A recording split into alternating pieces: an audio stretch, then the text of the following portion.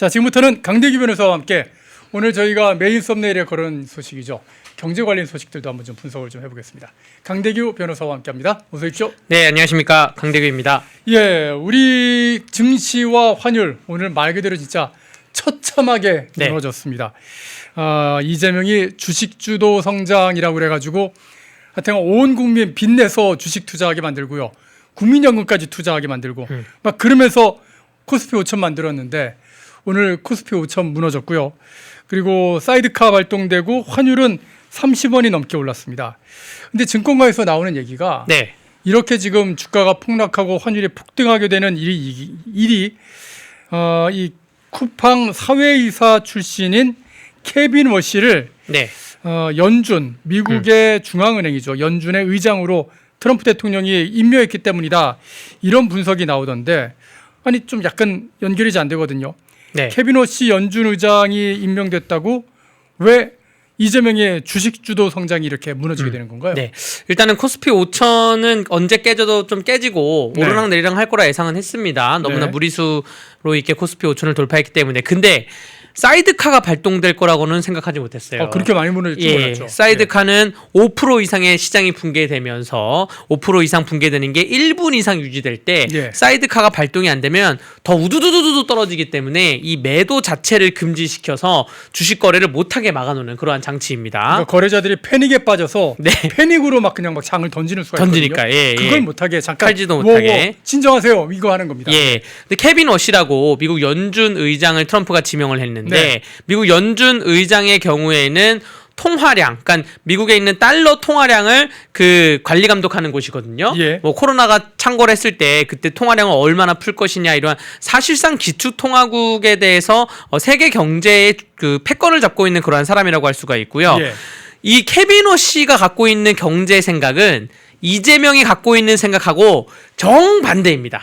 그래요? 완전하게 반대예요. 완전하게 반대. 이재명이 생각하는 주식 주도 성장에 아주 빨간불이 켜졌다고 말씀드릴 수밖에 없고, 케빈 워시는 한마디로 인플레 현상은 어떠한 대가를 치르더라도 잡아내겠다, 이러한 경제감을 갖고 있는데, 물가 오르는 걸 막겠다. 근데 이재명은 반대로 인플레는 중요하지 않고 일단 돈을 풀겠다. 돈을 풀니까 지금 설 민심에, 설 추석에 밥상머리에 그 물가도 올라가고 있는 것인데, 구체적으로 어떤 차이가 있냐 하면 이재명의 주식 주도 성장이 어떠한 경제 정책으로서의 빛을 내기 위해서는 첫 번째로 저금리 혹은 금리 인하가 돼야 돼요.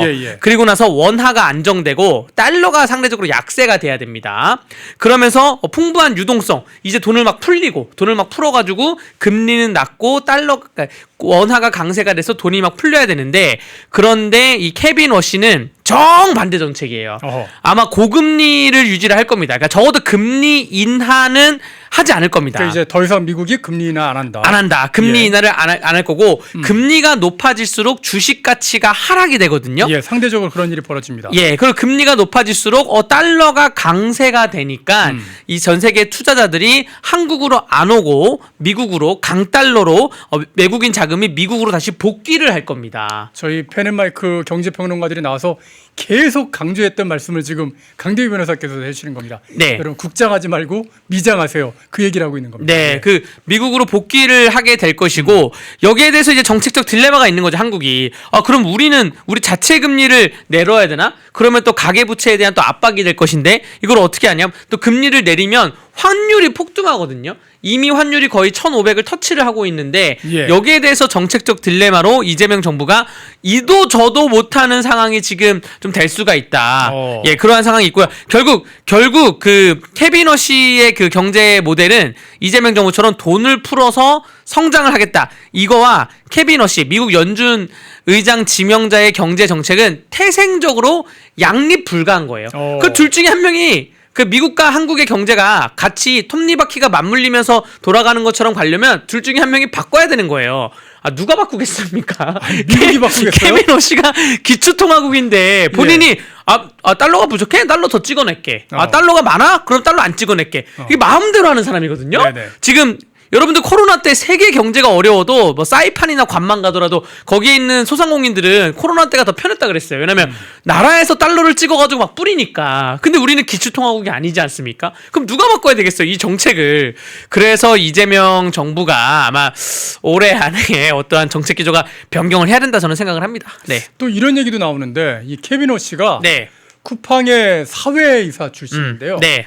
그러니까 사회이사 출신이 아니라 이사요. 현재 네. 쿠팡의 사회이사입니다. 네. 쿠팡 주식도 뭐 100억 원 넘게 이렇게 갖고 있다. 네. 뭐 그런 얘기를 하더라고요. 그런데 그 쿠팡을 갖다가 이재명 정부에서 너무너무 괴롭혔잖아요. 네. 그 영향도 이제 한국이 받게 되는 거 아닌가. 이재명이 더 이상 쿠팡을 못 건드릴 거야. 뭐 그런 네. 전망도 나오는데. 맞습니다. 이 케빈 워 씨는 네. 김범석 쿠팡 의장과 하버드 때부터 잘 알아서 오. 굉장히 그 친한 친구 사이라고 합니다. 예. 그래서 김범석 쿠팡 의장이 미국에 상정을 하고 미국의 회사를 상장하고 성장하는 데 있어서 엄청난 도움을 줬겠죠. 미국의 인맥들을 다 활용해가지고. 그래서 지금 쿠팡 주식을 이 사람이 40만 주를 갖고 있어요. 그러니까 190억 상당의 쿠팡 주식을 갖고 있기 그렇게 때문에. 많습니까? 100억 원 넘는 게 아니라 200억 가까이 되는 그래서 거죠. 지금 근데 우리나라는 지금 그 쿠팡을 어떻게 괴롭히고 있냐? 개인정보 유출했다 그래서 갑자기 세무조사가 들어왔습니다. 예. 홈플러스를 쿠팡한테 인수하라고 막 압박을 하고요. 네. 영업정지를 내가 할까 말까 막 정부가 쿠팡에 대해서 카드를 만지작거리면서 새벽 금지, 배송 금지하겠다고 새벽 배송 금지하겠다고 협박하고 총리는 쿠팡에 대해서 무슨 마피아 막 이렇게 운운하고 있고 국회 과방위, 노동위, 정무위는 총 출동해가지고 유례 없이 쿠팡에 있는 외국인 불러가지고 막 질의하고 앉아 있고 이런 식으로 언론에서는 쿠팡을 다 악마화하고 있고 예. 이런 식으로 이 쿠팡에 대해서 아주 유례 없이 괴롭히고 있어요. 이게 시작이 개인정보 유출인데 개인정보 유출 그동안 뭐 통신사도 있었고요. 포털 사이트도 있었습니다. 이런 식으로 괴롭힌 적 한 번도 없거든요. 근데 이게 민노총에서 탈퇴한 쿠팡 노조 또 그 김민석 총리의 그 일가에 제가 보기에는 반미적인 그러한 사고 방식 이런 게 그 다 형이 그러고 있지 않습니까? 예, 이런 게 다 맞물려 가지고 아주 잘 걸렸다 해가지고 괴롭히고 있는데 지금 그럴 때가 아닌 거죠. 지금 이재명 정부가 그라데이션으로 꼬리를 내리고 있는 게 손현보 목사는 집행유예 나오는 게 사법부로 나왔기 때문에 이재명 정부가 꼬리를 내렸다고 할 수는 없지만 항소를 할지 안 할지 지금 봐야 됩니다. 손현보 목사에 대해서 검사가 그걸 봐야 되고 이 쿠팡에 대해서도 무슨 아까 말한 세무조사 뭐 형사 사건 조사 전반적인 TF팀을 구성하겠다라고 발표를 했는데 지금 출범을 연기시켰어요. 일단 예, 약간 이재명 정부가 꼬리를 내린 내렸습니다. 한 발 뺀 것이고요. 아니 그 벤스 부통령도 대놓고 월가의 보도에 의하면 대놓고 쿠팡 괴롭히지 말라 그랬고 네네. 영킴 의원은 누가 저한테 그런 말 했어요. 한국말을 너보다 잘할 것이다. 영킴 의원이. 어허. 근데 강경하 지금 주미대사가 옆에 앉아 있고 강경하 주미대사는 영킴 의원이 한국말 잘하는 걸 알고 있거든요. 알고 있죠. 김민석 총리도 보고는 받았겠죠. 우리 방송에 많이 보도가 됐었거든요. 예, 그러니까 예. 다 알아요. 한국말을 네. 잘하는 분인데 이렇게 영어로 얘기하면서 우리 미국 기업 괴롭히지 마라라고 한 게 이게 이제 지금은 지명된 상태고 이분이 연준 의장으로 이제 취임을 하게 되면 더 큰 후폭풍이 있을 수 있기 때문에 이재명 정부에서 좀 이제 쿠팡 그만 괴롭히고 또 경제관념을 좀 정상적인 사고방식으로 경제를 이끌어 나가야 된다 생각합니다. 예. 주말 사이에 김정관 이제 장관이 미국에 가서 이제 러트닉 상무장관을 이제 만나고 왔는데 관세 25%는 결국에 뭐 다시 그대로 확정되는 그런 분위기가 되는 것 같습니다. 이런 게 다 이제 쌓여가지고 네. 이재명 정부의 어떤 미국과의 신뢰관계가 다 이제 부서지는 그런 상황 아니겠습니까? 네, 지금 이재명 정부는 뭐 국회 탓으로 돌리고 싶어하는 것 같은데, 네네. 아니 국회도 어지간하게 그 정부가 팩트시트를 잘 만들어 오면 뭐 비준을 하든 늑대법을 하든 하는데 혹은 아니면 정말로 여당에 있는 명청 전쟁 때문에 뭐 정청래가 도움을 안 주는지는 모르겠지만 이게 지금 정부가 국회 핑계를 대면서 물러날 상황은 아닌 것 같고요. 아니 김정관이 빈손으로 귀국을 했으면 계속 보내야죠. 계속 보내서 저 25%에서 단 1%라도 낮출 수 있게 계속 보내야 된다고 저는 생각을 합니다. 네. 예. 펜앤마이크에서 추천하는 영상도 보고 가세요. 다른 영상도 즐기시려면 구독 버튼을 꼭 눌러주세요.